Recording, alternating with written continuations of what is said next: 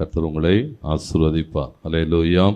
ஆண்டவருக்கு மகிமை உண்டாகட்டும். தேவன் நம்மோடு கூட பேசுவாராக. இந்த காலை வேளையில் என்னோடு கூட உபாகமத்தின் புத்தகம் 11ஆம் அதிகாரத்துக்கு நேராக உங்கள் கவனத்தை திருப்புங்கள். 11ஆம் அதிகாரம் 1 முதல் இருக்கிற இந்த கடைசி வசனம் வரைக்கும் இருக்கிற இந்த வேத பகுதியை தியானிக்க கர்த்தர் நமக்கு இரக்கம் செய்வாராக. முதல் வசனம், நீ உன் தேவனாகிய கர்த்தரிடத்தில் அன்பு கூர்ந்து அவருடைய பிரமாணங்களையும் அவருடைய கட்டளைகளையும் அவருடைய நியாயங்களையும் அவருடைய கற்பனைகளையும் எப்பொழுதும் கைக்கொள்வாயாக. ஆண்டவருக்கு மகிமை உண்டாகட்டும். இங்கே சொல்லப்பட்டிருக்கிறது, ஆண்டவர் தம்முடைய ஜனங்களை ஆசீர்வதிக்க விரும்புகிற போதெல்லாம், அல்லது தம்முடைய பிள்ளைகளுடைய வாழ்வின் தேவைகள் சந்திக்கப்பட, அவர்களுடைய வியாதிகள் பலவீனங்கள் நீங்க, எல்லா வகையிலும் ஆண்டவர் என்ன எதிர்பார்க்கிறான்னு சொன்னால், எந்த காரியமாக இருந்தாலும் அதை தேவனிடத்திலிருந்து பெற்றுக்கொள்ளுகிறதுக்கான அடிப்படைகள் இங்கே போடப்பட்டிருக்கிறது. இந்த தொடர்ந்து இருக்கிற இந்த அதிகாரம் முழுவதும் வாசிக்கிற போது ஆண்டவர் என்ன எதிர்பார்க்கிறான்னு சொன்னால், பிள்ளைகள் ஆசீர்வாதமாக இருக்கணும், ஆரோக்கியமாக இருக்கணும், பாதுகாப்பாக இருக்கணும், நன்மையை பெற்று அனுபவிக்கணும்னு சொன்னால் இந்த அதிகாரத்தில் அநேக ரகசியங்கள் எழுதப்பட்டிருக்கிறது. கர்த்தர் நம்மை ஆசீர்வதிப்பார். குறைந்தபட்சம் இருக்கிற காரியங்களை பார்க்க தேவன் நமக்கு உதவி செய்வார். கவனிங்கள், முதலாவது அங்கே சொல்லப்பட்டிருக்கிறது, முதல் வசனத்தில் நாம் வாசிக்கிற போது, எல்லாவற்றுக்கும் பிரதானமானது தேவனிடத்திலே அன்பு செலுத்த வேண்டும், ஆண்டவரை நேசிக்க வேண்டும். இங்கே முதல் வசனமே எப்படின்னு சொன்னா, ஒரு பெரிய அன்பு கூறுதலுக்கான ஒரு அழைப்பு கொடுக்கப்பட்டிருக்கிறது. ஆண்டவருடைய பிள்ளைகளாக தேவனை என்ன செய்ய வேண்டி இருக்கிறதா? எப்படிப்பட்ட அழைப்பு பாருங்க. தேவனை நேசிக்கிறதற்கு, நம்ம ஆண்டவரை நேசிக்கிறோம் என்று சொல்லுகிறோம். தேவனை நேசிக்கிறதுல இங்கே பல காரியங்கள் எழுதப்பட்டிருக்கிறது. அதுல முதல் காரியம் என்ன சொன்னா, நீ தேவனை நேசிப்பாய் என்று சொன்னால் அவருடைய பிரமாணங்களையும் அவருடைய கற்பனைகளையும் அவருடைய நியாயங்களையும் அவர் எல்லாவற்றையும் என்ன செய்ய வேண்டி இருக்கிறதா? அப்போ இவைகள் ஒவ்வொன்றும் பிரமாணம் அப்படின்னு போனீங்கன்னா உள்ள நிறைய காரியங்கள் போடப்பட்டிருக்கிறது. ஒவ்வொன்றுக்குமான ஒரு பிரமாணம், பலிக்கான பிரமாணம், தேவனை தொழுது கொள்ளுகிறதுக்கான, பலிபீடத்துக்கான, தேவ ஆராதனை, எல்லாவற்றையும். அப்போ ஆண்டவர் என்ன எதிர்பார்க்கிறான்னு சொன்னா, இவைகளையெல்லாம் கை கொள்ளுகிறதுலே நாம் தேவனை நேசிக்கிறதற்கும் இதற்கும் அடிப்படை என்னன்னு சொன்னா, 1 யோவான் 5:3 யோவான் சொல்லுகிற போது சொல்லுகிறார், நாம் தேவனுடைய கற்பனைகளை கை கொள்ளுவதே அவரிடத்தில் அன்பு கூறுவதாகும். நான் தேவனை நேசிக்கிறேன்னு சொன்னா, தேவன் என்னிடத்தில் எதிர்பார்க்கிறவைகளை நான் செய்கிறவனாக இருக்க வேண்டும். நான் சொல்லுகிற போது சொல்லுகிறேன், அவருடைய கற்பனைகள் பாரமானவைகள் அல்ல, ரொம்ப லேசானவைகள். அப்போ அவரை நேசிக்கிறதுல வேதம் என்ன எதிர்பார்க்கிறேன்னு சொன்னா, எல்லாவற்றையும் நீங்கள் கை கொள்ள வேண்டும். தேவனுடைய எதிர்பார்ப்புகள், தேவனுடைய வாஞ்சை, அவருடைய விருப்பம், அதை எல்லாவற்றையும் கை கொள்ள வேண்டும். எவ்வளவு காலத்துக்கு? வேதம் சொல்லுகிறது, முதல் வசனம், எப்போதும். எப்படி போட்டிருக்கிறதா? எப்போதும் கை கொள்ள வேண்டும். அன்பு கூறுவதிலே பிரமாணங்களை ககை கொள்ளும். அப்போ இந்த ஒவ்வொரு பிரமாணங்களை நாம் தனித்தனியாய் பார்க்கிறதை விட, பாருங்க, ஏசாமி கிட்ட நீங்க மத்தேயு 22:36 வாசிங்கன்னா 40 வரைக்கும் போடப்பட்டிருக்கிறது. ஏசாமி கிட்ட வந்து கேட்குறாங்க, ஐயா, பிரமாணங்கள், நியாய பிரமாணங்களிலே எது பிரதானமானது, எதை நாங்கள் கை கொள்ள வேண்டும், எவைகள் எல்லாம் முக்கியமானது என்று சொல்லுகிற போது, ஆண்டவர் அவனோடு கூட பேசுகிற போது 2 காரியங்கள் அங்கே போடப்பட்டிருக்கிறது. ஒன்று, தேவனிடத்தில் என்ன செய்ய வேண்டி இருக்கிறதா? உன் முழு இருதயத்தோடும் முழு ஆத்மாவோடும் என்ன செய்யணும்? நீங்க அன்பு கூற வேண்டும். அது மாத்திரம் அல்ல, உன்னை நேசிக்கிறது போல பிறனையும் நேசிக்க வேண்டும். இதுல மொத்த நியாய பிரமாணமும் அடங்கி இருக்கிறது சொல்லுகிறார். எல்லாவற்றையும் என்ன செய்யப்பட்டிருக்கிறதா, எல்லாவற்றை உள்ளடக்கின 2 காரியங்கள். தேவனை நேசிக்க வேண்டும், உன்னை எவ்வளவு நேசிக்கிறீ அதே போல நீ பிறனையும் நேசிக்கிற போது தேவ பிரமாணங்கள் அனைத்தும் இதுக்குள்ளே அடங்கி இருக்கிறது என்று சொல்லுகிறார். இங்கே ஆண்டவர் பாருங்களே, மோசே சொல்லுகிற போது சொல்லுகிறான், நீ தேவனிடத்தில் அன்பு கூறுவாயானால் இந்த பிரமாணங்களை எல்லாம் செய்ய வேண்டும். அப்ப இந்த பிரமாணங்கள் எல்லாம் எவைகளை சொல்லுகிறதுன்னு சொன்னா, லேவியராகமம் 18ஆம் அதிகாரம் முதல் 4 வசனங்கள் சொல்லுகிறது.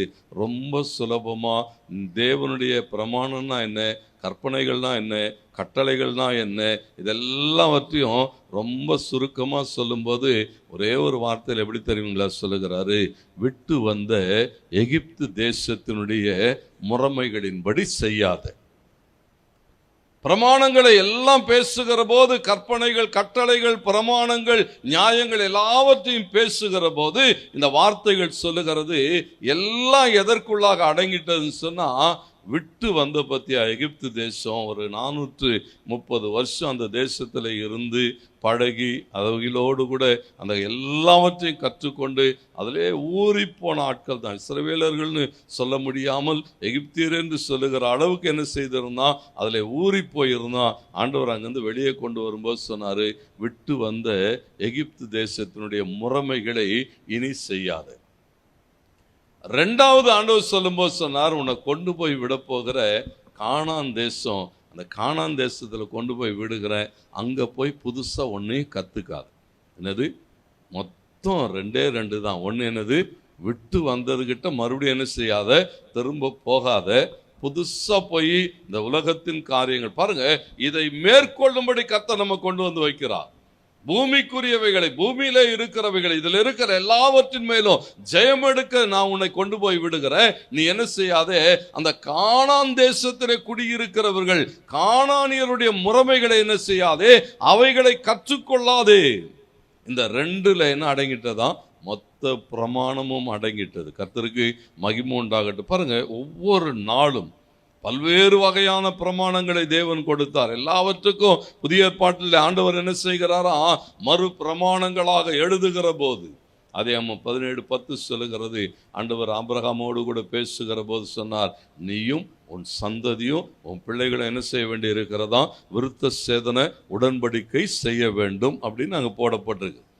நல்லா கவனிங்க, இதெல்லாம் தலைமுறை தலைமுறைக்குமானது என்று சொல்லப்பட்ட நிலைமையிலே கொலோசியர் 2:11-12 ஏசாமி வந்து சொல்லுகிற போது சொல்லுகிறார், அப்போஸ்தலனாகிய பவுல் கொலோசு சபைக்கு எழுதுகிற போது சொல்லுகிறான், மாம்சத்தினாலே செய்த அந்த பழைய உடன்படிக்கையின் காரியங்கள் அல்ல, கிறிஸ்துவை பற்றும் விசுவாசத்தினாலே இப்போ ஒரு புது விருத்த சேதனம். வாசிங்க 11வது வசனம்.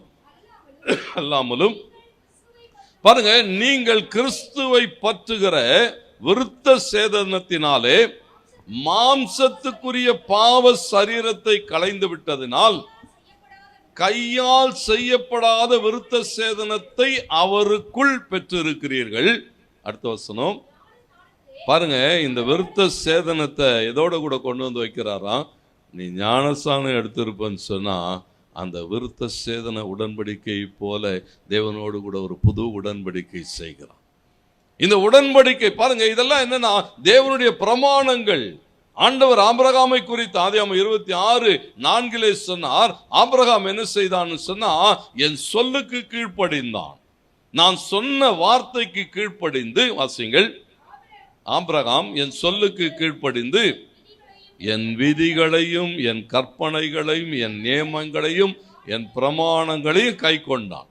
பாருங்களேன், தேவன் சாட்சி சொல்றார், ஆபிரகாம் என்ன செய்தான்னா, அவனுக்கு இதெல்லாம் சொன்னேன், எல்லாத்தையும் ஆபிரகாம் என்ன செய்தான், கை கொண்டான். கர்த்தருக்கு மகிமை உண்டாட்டும். இன்றைக்கும் தேவன் என்ன எதிர்பார்க்கிறான்னு சொன்னா, நீ தேவனை நேசிக்கிறேன் என்று சொல்வாயாகில் முதலாவது என்ன செய்ய வேண்டி இருக்கிறதா, தேவனுடைய பிரமாணங்களின் படி நடக்கணும். தேவன் சொல்லுகிறவைகள், ஆண்டவர் கற்பிக்கிறவைகள், இதெல்லாம் செய்யாது ஒன்றும் பெரிய பாரமானது இல்லை, ரொம்ப லேசானவைகள். கர்த்தருக்கு மகிமை உண்டாகட்டும். அப்போ ஒவ்வொரு நாளும் என்ன செய்ய வேண்டி இருக்கிறதா, இவைகளின்படி நாம் என்ன செய்ய வேண்டி இருக்கிறது, செய்தாக வேண்டும். வேதம் அதை தான் எதிர்பார்க்கிறது. ஏசாமி சொல்லிட்டார், இந்த பிரமாணம்லாம் 2:2 அடங்கிட்டது. தேவனை நேசிக்க வேண்டும். கர்த்தருக்கு மகிமை உண்டாகட்டும். உன்னை எவ்வளோ நேசிக்கிறே அதே போல மற்றவர்களையும் நேசிக்க வேண்டும். இந்த பிரமாணங்களை நிறைவேற்றுகிற போது தேவன் என்ன செய்கிறார்? நம்மை ஒரு பெரிய ஆசீர்வாதத்துக்குள்ளாக நடத்துகிறார். 2வது பாருங்க, இங்கே உபாகமம் 11:13 வாசிக்கிறோம். பாருங்க, நீங்கள் உங்கள் தேவனாகிய கர்த்தரிடத்தில் உங்கள் முழு இருதயத்தோடும் உங்கள் முழு ஆத்துமாவோடும் அன்பு கூர்ந்து அவரை சேவிக்கும்படி. பாருங்களேன், இங்க 2வது காரியம் என்னன்னு சொன்னா, முதல் காரியம் நான் தேவனை நேசிக்கிறேன்னு சொன்னா அவருடைய கற்பனைகளின்படி எல்லாம் நடக்கணும். 2வது காரியம் நான் தேவனை நேசிக்கிறேன்னு சொன்னா அவரை சரியாய் தொழுது கொள்ள வேண்டும். ஆண்டவரை ஆராதிக்கிறதிலே, ஆண்டவருக்குரிய மகிமை செலுத்துகிறதிலே, ஆண்டவருடைய பிள்ளைகளாக இருக்கிறதிலே அவன் சொல்லுகிறான், உன் முழு இருதயத்தோடும் என்ன செய்ய வேண்டி இருக்கிறதா? உன் தேவனை தொழுது கொள்ள வேண்டும். ஆண்டவருக்குரிய ஆராதனை செலுத்துகிறதிலே, ஆண்டவருக்குரிய மகிமை செலுத்துகிறதில் என்ன செய்ய வேண்டி இருக்கிறதா? ஒரு 100%. மத்தேயு 15:8-9 ஏசாமி சொல்லுகிற போது சொன்னார், இந்த ஜனங்கள் வாயினால் என்னிடத்தில் சேர்ந்து உதடுகளினால் என்ன செய்யறாங்க? கனம் பண்ணுகிறார்கள். அவர்கள் பாருங்களேன், இங்க என்ன இல்லைன்னு சொன்னா ஆண்டவர் சொல்றாரு, நேசிக்கிறேன்னு சொல்லுகிறாய், வாயில தான் என்ன இருக்குது? லேலுயா, சோத்திரம் சோத்திரம் சோத்திரம். உதடுகள்ல சோத்திரம், உதடுகளின் கனியாகிய சோத்திர பலி, சோத்திரம் சோத்திரம். ஆனா இருதயம் எங்க இருக்குதான்? ஆண்டவர் சொல்றாரு, எப்பிராயிமை போக விடுன்னு சொன்னார். அவன் என்ன செய்கிறானா? உலகத்தோடு கூட இணைந்து இருக்கிறான். இருதயம் எங்க இருக்கிறதா? உங்கள் பொக்கிஷம் எங்கே இருக்கிறதோ உங்கள் இருதயம் அங்கே இருக்குமா? நம்ம பொக்கிஷம் எங்க இருக்குது? சபையிலே தேவனை ஆராதிக்கிறதிலே, தேவனை தொழுது கொள்ளுகிறதிலே நம்முடைய இருதயம் இருக்கணும். ஆண்டவர் என்ன எதிர்பார்க்கிறான் சொன்னா, நீ என்னை நேசிப்பாய் என்று சொன்னால் நீ என்ன செய்ய வேண்டி இருக்கிறதா? என்னை தொழுது கொள்ளுகிறதிலே, ஆண்டவரை தொழுது கொள்ளுகிறதிலே அந்த முழு உள்ளத்தோடு முழு இருதயம். அப்போ இன்றைக்கு அவைகள் இல்லைன்னு சொன்னா நம்ம என்ன செய்ய முடியாதான்? தேவனிடத்திலிருந்து பூரண ஆசீர்வாதங்களை பெற முடியாது. ஒவ்வொரு நாளும் ஆண்டவர் அதை தான் எதிர்பார்க்கிறார். ஆண்டவருக்கு மகிமை உண்டாட்டும். ஒவ்வொரு நாளும் தேவனை என்ன செய்ய வேண்டுமா? அந்த முழு உள்ளத்தோடு கூட தொழுது கொள்ளுகிற போது, அப்போ அந்த ஆராதனை எப்படி இருக்கும்? ஆண்டவர் சொல்லுகிற போது சொல்லுகிறார், சமாரிய ஸ்திரியோடு கூட யோவான் 4 பேசுகிற போது சொல்லுகிறார், அவ கேட்கிற எல்லா கேள்விகளுக்கும் ஒரே பதில் தெரியுமா? ஆண்டவர் சொன்னாரு, தேவனை என்ன செய்ய வேண்டுமா? அவரை, தேவன் ஆவியாய் இருக்கிறார், அவரை தொழுது கொள்ளுகிறவர்கள் ஆவியோடும் உண்மையோடும் தொழுது கொள்ளணும். தேவனோடு கூட உங்கள் ஆவி ஆண்டவருக்கு மகிமை உண்டாட்டும் இணைக்கப்பட்ட நிலைமையில ஒரு உண்மையான ஆராதனை. எப்படிப்பட்ட ஆராதனையா? தேவன் அந்த ஆராதனையில பிரியப்படணுமா? தேவன் அந்த ஆராதனையில அப்படியே இறங்கி வரணும். ஆண்டவருக்கு மகிமை உண்டாகட்டேன்னு சொன்னா அந்த அந்த தேவ பிரசன்னத்தை நம்முடைய ஆராதனைகள் கொண்டு வருகிற போது அதற்குண்டான ஆசீர்வாதம் போடப்பட்டிருக்கிறது. அது மாத்திரம் அல்ல, நீங்க இங்க பாருங்க, தேவன் சொல்லுகிற போது ஒவ்வொரு நாளும் ஆண்டவருக்கு மகிமை உண்டாட்டும். இந்த 22 வாசிக்கிறோம், பாகமும் 11. பாருங்க, நீங்கள் உங்கள் தேவனாகிய கர்த்தரிடத்தில் அன்பு கூர்ந்து அவர் வழிகளிலெல்லாம் நடந்து அவரை பற்றி கொண்டிருக்கும்படி. பாருங்களேன், 2வது நம்ம பார்த்தோம். முதல் காரியம், நான் தேவனை நேசிக்கிறேன்னு சொன்னா அவர் கற்பனைகள் எல்லாம் நான் என்ன செய்யணும்? அவர் சொல்றதெல்லாம் நான் செய்ய வேண்டும். 2வது சொல்லப்பட்டிருக்கிறது, நான் அவரை நேசிக்கிறேன்னு சொன்னா உண்மையாய் அவரை நான் தொழுது கொள்ள வேண்டும். என் ஆராதனையிலே, நான் ஆராதனைக்கு வருகிறதுல, தேவனுக்கு செய்கிறதுல, என்னுடைய பலிகளிலே எல்லாவற்றிலும் எப்படி இருக்கணுமா? ஒரு உண்மை இருக்கணும். ஆண்டவர் அதில் பிரியப்படணும். 3வது இங்கே சொல்லப்பட்டிருக்கு, நான் தேவனை நேசிக்கிறேன்னு சொன்னால் 3வது அவரை, அவருடைய வழிகளை என்ன செய்யணும்? அந்த வழியில் நடக்கணும். இயேசு கிறிஸ்து விரும்புகிற பாதையில் என்ன செய்யணுமா? நடந்தாக வேண்டும். ஆண்டவர் அதை தான் எதிர்பார்க்கிறார். என் பிள்ளைகள் என் சத்தியத்திலே நடக்கிறார்கள் என்கிற சந்தோஷம். இப்போ இன்னைக்கு பாருங்களேன், தேவ பிள்ளைகள் என்னன்னு சொன்னா தேவனுடைய வழியில நடக்கல. ஆனா என்ன சொல்றாங்க? ஆண்டவரே, நாங்க உண்மை பின்பற்றி தான் நடக்கிறோம். திரும்பி பார்த்து சொல்லுவாரு, எங்கடா ஒருத்தனையும் காணோம்னா, இல்லை ரொம்ப தூரமா என்ன செய்கிறோம்? பேதுருவை போல ரொம்ப தூரத்துல ஃபாலோ பண்றோம். கர்த்தருக்கு மகிமை உண்டாட்டது. ஆண்டவர் என்ன எதிர்பார்க்கிறார் சொன்னா அவருடைய வழிகள், தேவனுடைய வழிகள் எப்படிப்பட்டது? ஆண்டவருக்கு மகிமையா சொன்னார், நானே வழின்னு சொன்னார். நானே. அப்போ நீங்க தேவனுடைய வழியில நடக்கணும்னு சொன்னா இயேசுவை மாதிரியா வைத்து நடந்து போகணும். இயேசுவை பின்பற்றி நடந்து போகணும். இயேசு நடந்த பாதைகளிலே நடந்து போகணும். கர்த்தருக்கு மகிமை. ஏன்னா நான் அவரை நேசிக்கிறேன்னு சொன்னா அவர் போகிற பாதையிலே நானும் போகட்டும். அவருடைய வழிகளில். அது மாத்திரமல்ல, கூடவே சொல்லுகிறான், அவரை பற்றி கொண்டு இருக்கணும். அவர் என்ன செய்யக்கூடாது? ஒரு நாளும் விட்டுறக்கூடாது. ஒரு நாளும் விட்டுறக்கூடாது. ஒவ்வொரு நாளும் தேவனை பற்றி கொண்டு நடக்கிற போது. நல்லா கவனிங்க, இந்த வார்த்தைகள் சொல்லுகிறது, இவைகளை செய்கிற போது ஆண்டவர் ஒவ்வொன்றுக்கும் ஒரு ஆசீர்வாதத்தை வச்சிருக்கிறாராம். மோசே எங்க உபாகமத்தில் இந்த 11 பேசும்போது சொல்லுகிறான், நீ சரியாய் தேவனை அவருடைய கற்பனைகளின்படி எல்லாம் செய்து அவரை நீங்க பின்பற்றி நடக்கிற போது பாருங்க, முதல் காரியம் அந்த உபாகம் 1:1 பார்த்தோம். அதுக்கான ஆசீர்வாதத்தை பேசுகிற போது 8வது வசனத்தை வாசிக்கிறோம். 8, 9, 10, 11, 12. உபாகமும் 11. ஆகையால் நீங்கள் பலப்படும்படிக்கும்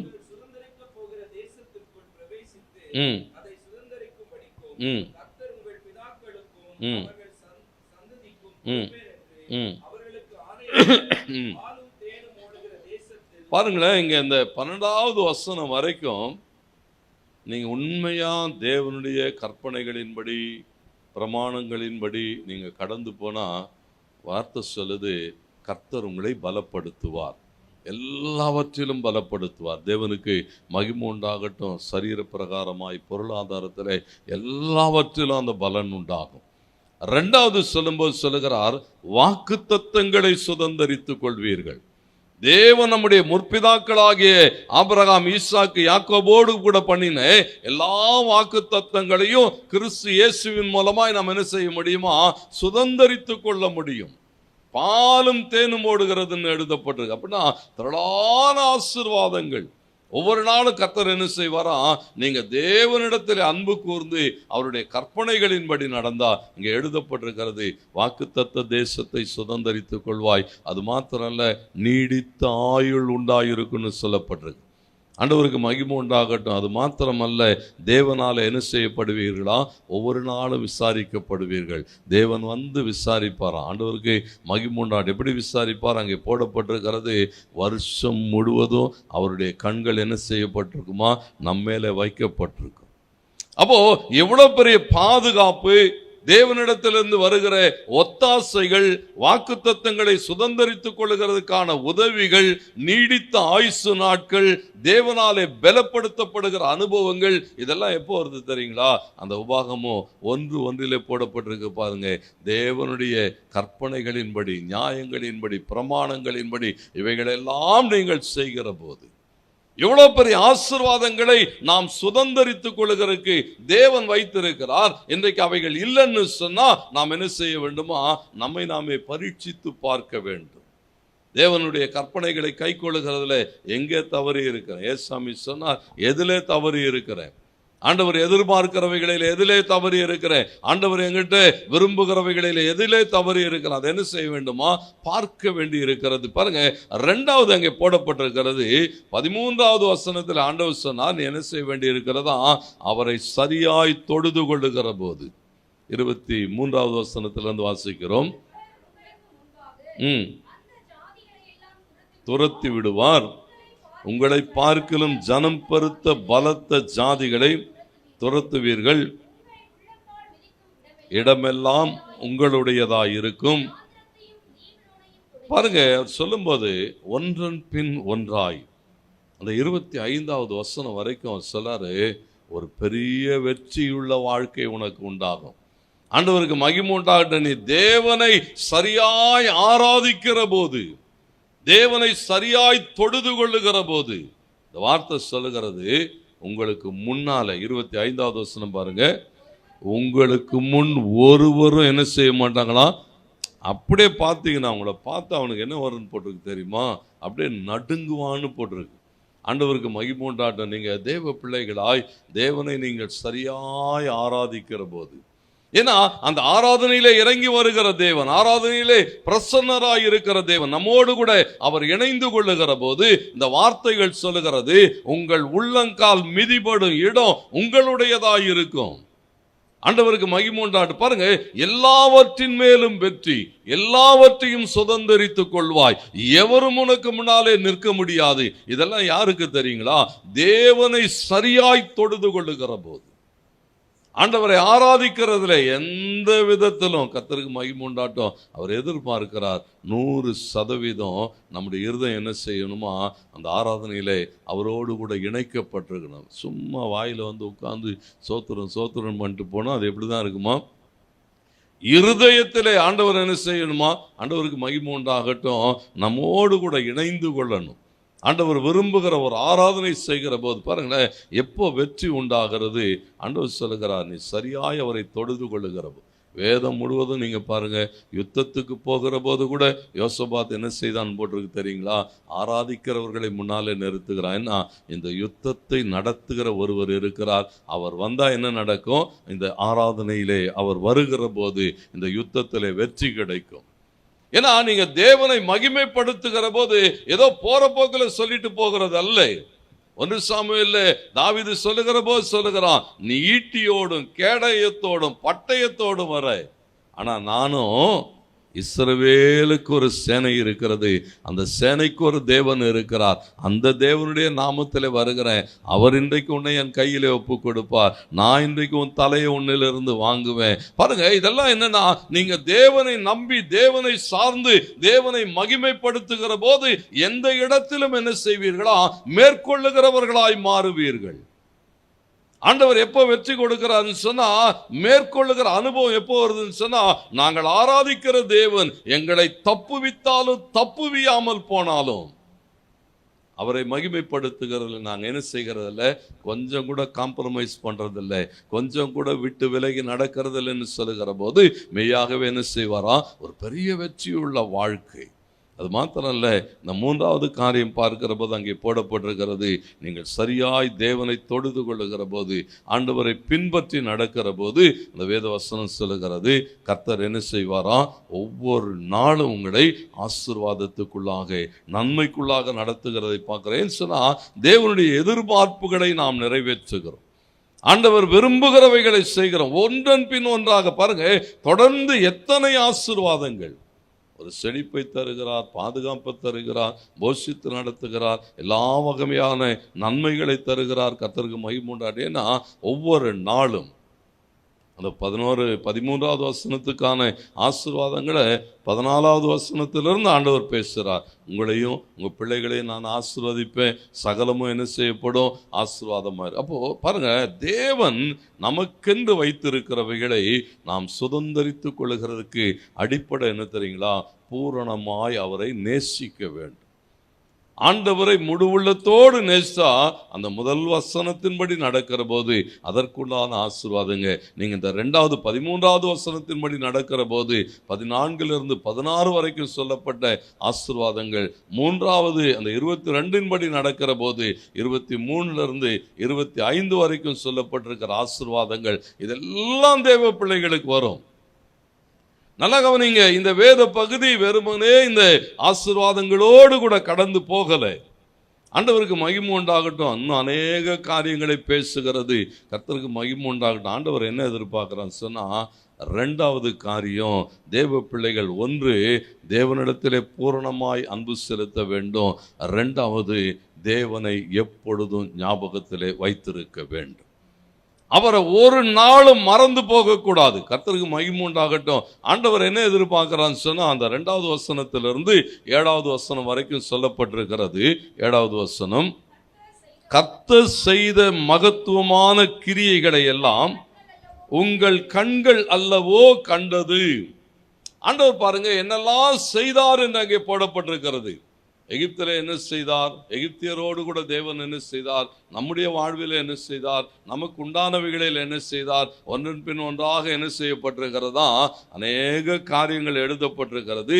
இதெல்லாம் தேவன் உனக்கு செய்தவைகள். இதை என்ன செய்யக்கூடாது, நீ மறந்து போகக்கூடாது. ஒவ்வொரு நாளும் என்ன செய்யணுமா, ஞாபகத்தில் வைத்திருக்கணும். கர்த்தரை மறந்து போகாதுன்னு சொல்லி கடந்த வாரங்களில் கூட ஒரு செய்தி எடுத்தோம். அதில் சங்கீதம் 116:12 தாவீது சொல்லுகிறான், கர்த்தர் எனக்கு செய்த உபகாரங்களுக்காக நான் என்ன செய்வேன்னு சொன்னான். நல்லா கவனிங்க, தாவீதுனுடைய வாழ்விலே தாவீதை தேவன் ஏன் அப்படி எல்லாம் ஆசீர்வதித்தார்னு சொன்னா, ஒரு இடத்துல கூட என்ன செய்யலையாம தேவன் செய்ததை மறந்தே போகலை. அவன் சொல்லுகிறான், கர்த்தர் எனக்கு செய்த எல்லா உபகாரங்கள் என்னெல்லாம் செய்தாரு. வேதம் சொல்லுகிறது, அவனை எங்க இருந்து கொண்டு வந்தார்னு போட்டிருக்கு தெரியுங்களா? கரவலாடுகளின் பின்பாக திரிந்து கொண்டிருந்தானாம். ஆண்டவருக்கு மகிமுண்டாட்ட ஆட்டு தொழுவங்களிலிருந்து அவனை எடுத்து கொண்டு வந்தார். ஒன்னும் இல்லாத இடம், நாற்றம் வீசுகிற ஒரு இடத்திலிருந்து வனாந்தரத்திலே ஆடுகளை சார்ந்து ஓடிக்கொண்டிருந்த போது ஆண்டவர் என்ன செய்தார், அவனை அங்கிருந்து கூட்டு வருகிறார். கர்த்தருக்கு மகிமுண்டா. தாவீது யோசிச்சு பார்க்குறான், இதுக்கெல்லாம் நான் பாத்திரன் அல்ல. எங்க இருந்து? அது மாத்திரம் அல்ல, வேதம் சொல்லுகிறது, தேவன் தாவீதை தெரிந்து கொண்ட போது அவனுடைய சகோதரர்கள் நடுவிலே அவனை தூக்கி எடுக்கிறார். யோசிச்சு பார்க்குறான், சகோதரர்கள்லாம் யுத்தத்தில் பெரிய பெரிய ஆட்கள், ஞானவான்கள். ஆண்டவருக்கு மகிமுண்டாட்டம். நானோ ஒன்றும் அறியாதவன், வனாந்தரத்தில் ஆடுகளை கர்த்தர் அவனை தூக்கிட்டு வராரு. எல்லாவற்றையும் ஞாபகம் வைத்திருக்கிறான். ஆண்டவரே, என்னை இங்கேருந்து கொண்டு வந்தீர், இதுவரைக்கும் என்னை சுமந்து கொண்டு வந்ததற்கு நான் எம்மாத்திரம், என் வீடு எம்மாத்திரம், என் வீட்டை குறித்து இவ்வளோ காரியங்களை சொல்கிறீங்களே, இதுக்கெல்லாம் நான் தகுதியே இல்லை, நான் அபாத்திரவான் என்று சொல்லி தேவனுக்கு முன்பதாக நிற்கிற தாவீது. ஆண்டவர் அற்புதம் செய்திருக்கிறார் பாருங்க. ஒருபோதும் என்ன செய்யலையா? அவன் சொல்லுகிறான், ஒரு விசை கரடி வந்தது, ஒரு விசை சிங்கம் வந்தது, அது ரெண்டுத்தையும் நான் ஜெயிச்சேன்னு சொல்ல, அவைகளை என் கையிலே ஒப்பு கொடுத்த கர்த்தர் இந்த பெலிஸ்தனையும் என் கையிலே ஒப்பு கொடுப்பார் என்று சொன்னா, அவனுடைய எண்ணம் நோக்கம் எல்லாம் தாவீதுக்கு தேவன் செய்ததை அவன் பேசுகிற போது ஒரே ஒரு வார்த்தை தான் சொல்றான், அவர் எனக்கு செய்த உபகாரங்களுக்கு தக்கதாக நான் என்னத்தை செலுத்துவேன்? ரட்சிப்பின் பாத்திரத்தை எடுத்து என் தேவனை தொழுது கொள்ளுவேன். ஒன்றே வந்தது. ஆண்டவர் என்ன எதிர்பார்க்கிறான்னு சொன்னா, செய்தவைகளை மறந்து போகாது, ஒவ்வொரு நாளும் ஞாபகத்தில் வைத்திருக்கணுமா. கர்த்தருக்கு மகிமுண்டா. சொல்லுகிறாரு, அங்கே வாசிக்கிறோம் பாகமம் 11:19 நீ என் வார்த்தைகளை உங்கள் இருதயத்திலும் உங்கள் ஆத்துமாவிலும் கையின் மேல் அடையாளமாக கட்டி கண்களின் நடுவே ஞாபகக்குறியாக வைத்து அவைகளை உங்கள் பிள்ளைகளுக்கு உபதேசித்து வழியிலே நடக்கிற போதும் படுத்துக் கொள்ளுகிற போதும் எழுந்திருக்கிற போதும் அவைகளை குறித்து பேசுவீர்களாக. அவைகளை உங்கள் வீட்டு நிலைகளிலும் உங்கள் வாசல்களிலும். பாருங்களேன், அவர் சொல்றாரு, தேவன் உனக்கு சொன்னவைகளை, தேவன் உனக்கு செய்தவைகளை ஒரு நாளும் மறந்து போகாமல் என்ன செய்யணுமா? பேசணும். வீட்டில் இருக்கிற ஆட்களோடு கூட பேசணும். எப்பொழுதும் ஆண்டவர் இதெல்லாம் செய்தார், எப்படியெல்லாம் இருந்தோம், கர்த்தர் எங்களை என்ன செய்திருக்கிறார், கொண்டு வந்திருக்கார். ஏன்னா இவ்வளோ அற்புதங்களை செய்திருக்கிறார், வாழ வைத்திருக்கிறார், தூக்கி சுமந்து வந்திருக்கிறார். அவன் சொல்லுகிறான், எல்லா நேரங்களிலும் விழித்திருக்கிற போது, படுக்க போகும்போது, நடக்க போகும்போது, வெளியே போகும்போது, அது மாத்திரம் அல்ல, வீட்டில் எழுதி போடுன்னு சொல்றான். வீட்டில் ஆண்டவர் செய்தவைகளை கர்த்தருக்கு மகிமுண்டார். ஏன்னா அதை ஞாபகத்திலே வைக்கிற போது கர்த்தர் நம்ம என்ன செய்வாரா? நிச்சயமாகவே ஆசீர்வதிக்கிறவராக. ஒவ்வொரு நாளும் அதை ஞாபகத்திலே வைக்கிற போது கர்த்தர் சொல்லுகிறார், ஒரு பெரிய ஆசீர்வதிக்கப்பட்டவர்களாக இருப்போம். மறந்தே போகக்கூடாது. அதை நினைத்து பேச கர்த்தர் என்ன செய்வாராம்?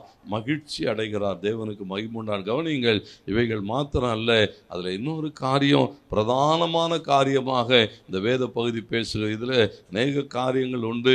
நேரத்தின் அருமை கருதி நான் முடிக்கிறேன். கர்த்தர் உங்களை ஆசீர்வதிக்கட்டும். அந்த மூன்றாவது காரியம் என்னன்னு சொன்னால், ஆண்டவர் சொல்லும்போது சொன்னார், இந்த வார்த்தைகளை எல்லாம் நான் உங்கள் பிள்ளைங்களோடு கூட பேசலைன்னு சொன்னார். உபாகமம் 11:6 கடைசி பகுதி பாருங்க. பாருங்க, அவர் சொல்றாரு, உங்க பிள்ளைகளோடு கூட நான் பேசலை. இதெல்லாம் யாரு கூட பேசலையா? கவனிக்கிறீங்களா? இதெல்லாம் யாரு கூட பேசலையா? இந்த உபாகமம் 11:1 கடைசி வரைக்கும் யாரு கூட பேசலையா? உங்கள் பிள்ளைங்க கூட எல்லாம் நான் பேசலை. அப்படின்னா யாரு கூட பேசுகிறாரு? பிள்ளைங்க யாருன்னு சொன்னால், உபாகம் 1:39 போட்டிருக்கு, உங்கள் குழந்தைகளும் சொன்னாங்க. இல்லை எங்கள் குழந்தைங்க எங்கள் பிள்ளைங்கள்லாம் இந்த வனாந்தரத்தில் செத்து போகணும்னு சொன்னாங்க. அப்போ அவன் சொல்லும்போது சொல்லுகிறான், இந்த குழந்தைகளும் இந்த பிள்ளைகளும் எப்படிப்பட்டவங்க சொன்னால் நன்மை தீமை அறியாதவர்கள். யாரு? அவங்களுக்கு ஒன்றும் தெரியாது. பாருங்க, இப்போ இங்கே இருக்குது சின்ன பிள்ளைங்கள்லாம் இருக்காங்க. பிள்ளைங்களுக்கெல்லாம் என்ன தெரியாதான்? நன்மை தீமை என்னெல்லாம் தெரியாதுன்னு சொன்னால் அந்த 2வது வசனம் வாசிக்கிறோம். வாசிங்கள். பாகமும் 11:2. உங்கள் தேவனாகிய கர்த்தர் செய்த சிட்சையையும்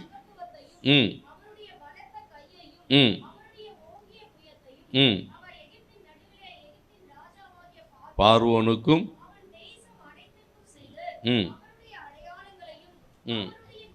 நல்லா கவனிங்க. தொடர்ந்து இதில் அந்த 7வது வசனம் வரைக்கும் போடப்பட்டிருக்கிறது. இதெல்லாம் யாருக்கு தெரியாதுன்னு சொன்னா இந்த பிள்ளைங்களுக்கெல்லாம் தெரியாதான். எகிப்திலே தேவன் என்ன செய்தார் என்று சொல்லி அன்றைக்கு கோசேன் நாட்டில் இருந்த இஸ்ரவேலருடைய சின்ன பிள்ளைங்களுக்கெல்லாம் தெரியாது. அப்போ இந்த வார்த்தைகளை தேவன் யாரு கூட பேசுறாருன்னு சொன்னா சின்ன பிள்ளைங்க கிட்ட குழந்தைங்க கிட்ட எல்லாம் பேசல.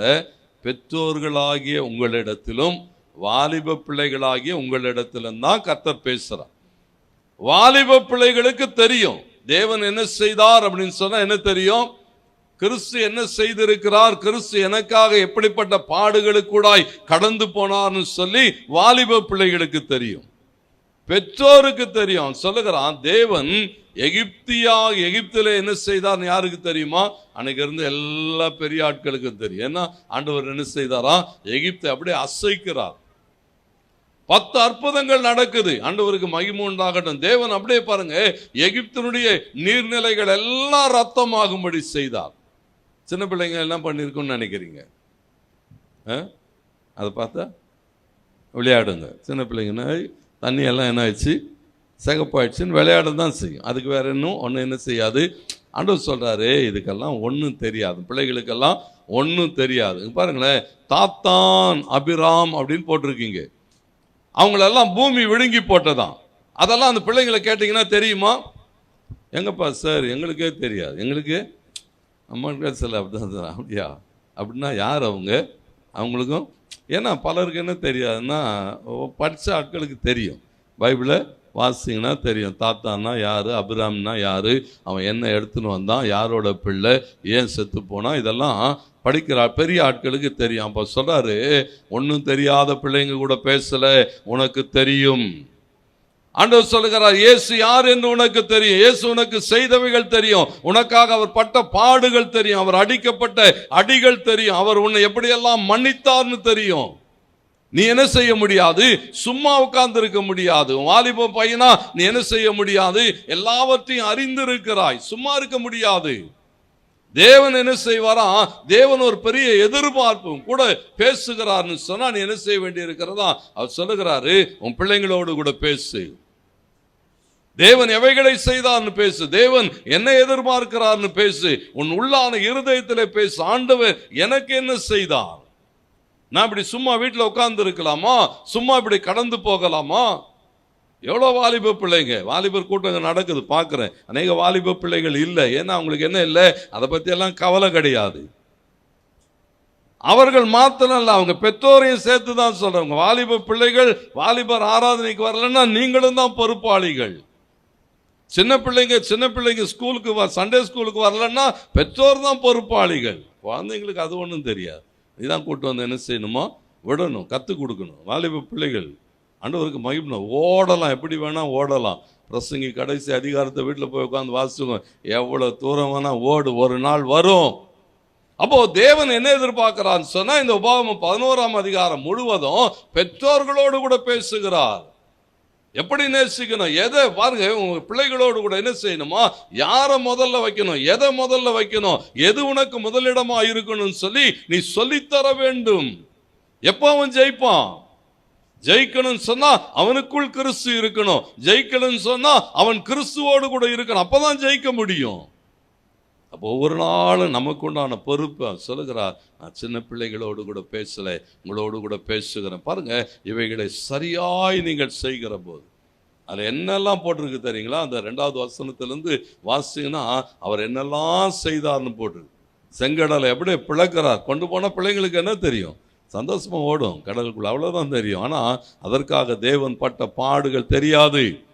அவருடைய மாம்சமாகிய திரை கிழிக்கப்பட்டு என்ன செய்யப்பட்டிருக்கிறதா இன்றைக்கு நாம் நடத்தப்பட்டிருக்கிறோம், வெளியே கொண்டு வரப்பட்டிருக்கிறோம்னா அதை உணர்ந்தவர்கள் பேசணும், எழுதி போடு, சொல்லு, அவங்களோடு கூட நேரம் எடுன்னு சொல்லார். எவைகளை சொல்லிக் கொடுக்கணுமா? 2 கொரிந்தியர் 6:14 பவுல் பேசும்போது சொல்லுகிறார், அந்நிய நுகத்தில் அவிசுவாசிகளோடு கூட இணைக்கப்படாதுன்னு சொல்லிக் கொடு.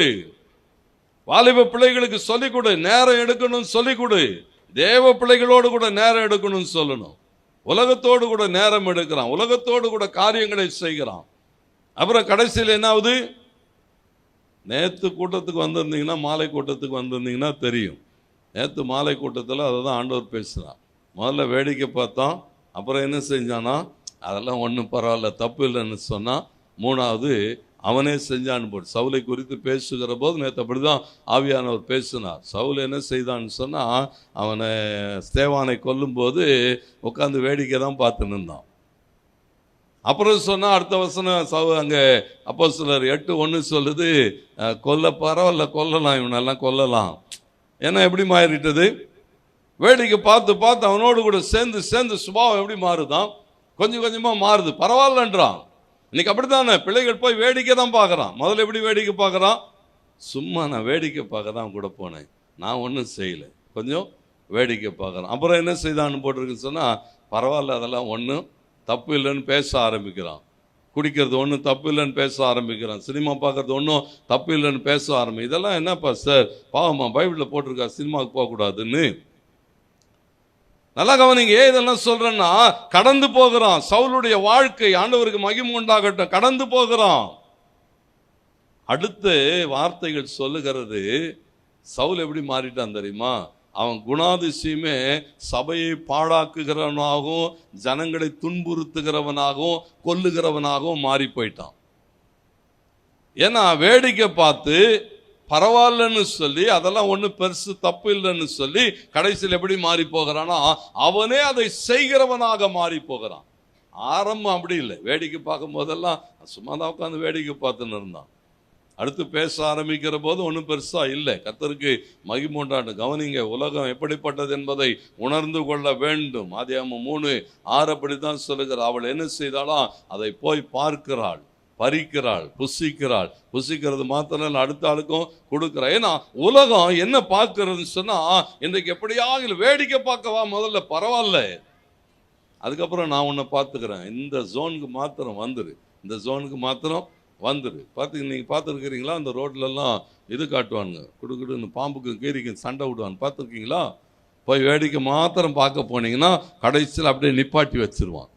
எங்கேயும் போவாத, என்ன வச்சுட்டேன், போனால் ரத்தம் கக்கி சாவண்ணுவான். அதோட என்ன லாக் பண்ணி கடைசியில் இருக்கிறத பாக்கெட்டில் இருக்கிறதெல்லாம் எடுத்து கையில் வச்சுக்கோன்னு சொல்லி அந்த மாதிரி தான் என்ன செய்யணும்னா உலகம் பிடிச்சிரும். உலகம் என்ன செய்கிறது, சொல்லிக் கொடுக்கணும் பிள்ளைங்களுக்கு. சொல்லுகிறேன், அந்நிய நுகத்தில் அவிசுவாசியோடு கூட பிணைக்கப்படாதிரு. அநீதிக்கும் நீதிக்கும் சம்பந்தம் இல்லை, ஒளிக்கும் இருளுக்கும் சம்பந்தம் இல்லை, உலகத்துக்கும் தேவனுக்கும் சம்பந்தம் இல்லை. சொல்லிக் கொடு. ஏன்னா எதை முதல்ல வைக்கணும்னு உன் பிள்ளைகளுக்கு போதி.